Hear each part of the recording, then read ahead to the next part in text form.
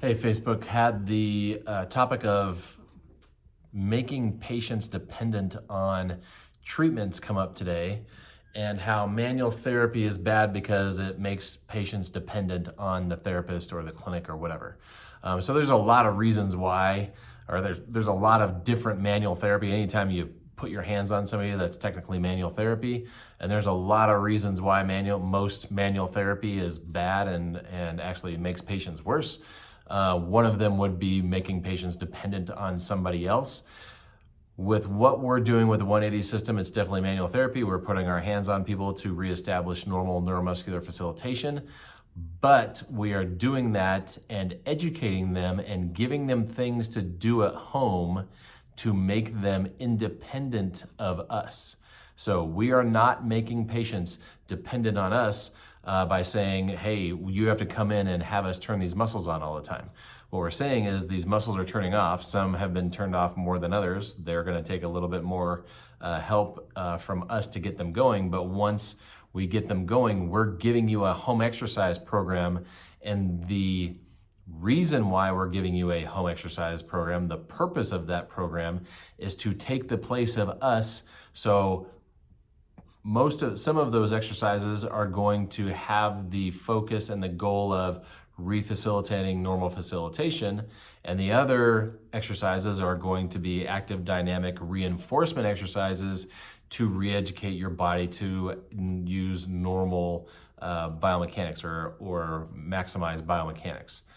So we are not telling patients that when you have pain, you need to come back to see us. What we're telling patients is when this feels tight, when this feels unstable, when this feels painful, when symptoms start to come back, do the home exercise program that we gave you. The isometrics that we gave you are muscle specific, and the reason why you're holding them 5 seconds and the reason why you're repeating that 5-second hold 5 times is because neuromuscularly, that's how you re-educate muscles to fire. So that's the purpose of those exercises.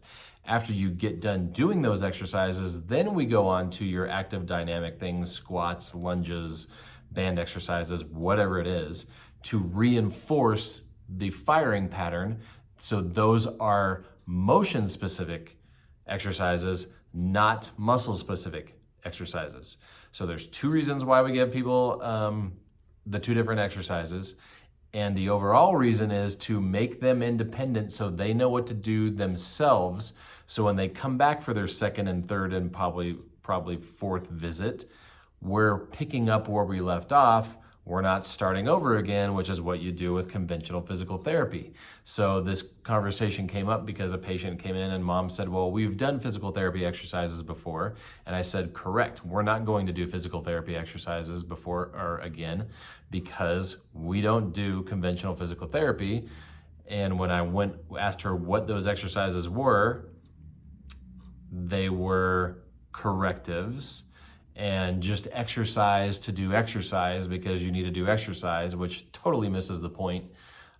If you're not facilitating first, any type of exercise that you do, whether it's a corrective or whatever, it's going to reinforce what they already have, which makes them more dysfunctional, which is why this patient got worse at physical therapy, doing the junk they did at their visit, and then gave them these garbage exercises to do at home because physical therapists are supposed to give people exercises.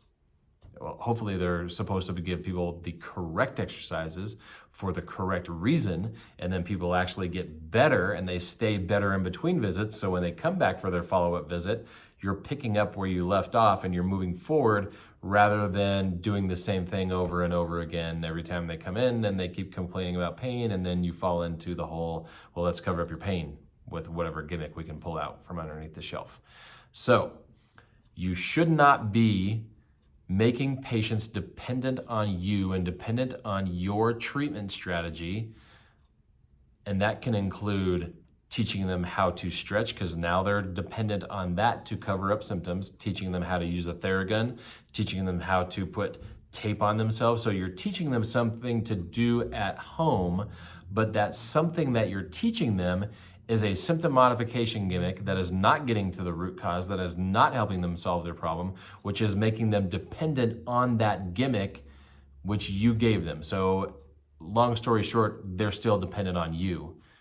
Now, if you would have educated them as to what happens with neuromuscular physiology and why they had the injury that they had in the first place and how that relates to the root cause of inhibition, then educated them to the correct exercises, the exercises that are going to reestablish normal facilitation, not cause inhibition, but reestablish normal facilitation and then reinforce the normal movement patterns. If you would have done that, now you're teaching them to be independent and move forward and get back to play.